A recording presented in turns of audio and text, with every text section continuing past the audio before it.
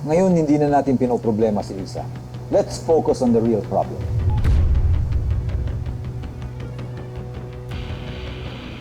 I can't believe he's making headlines.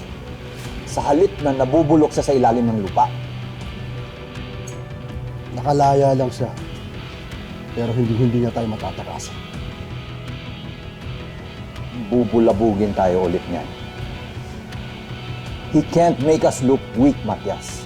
Lalo na ngayon, na gumagalaw na ang bagong deal natin.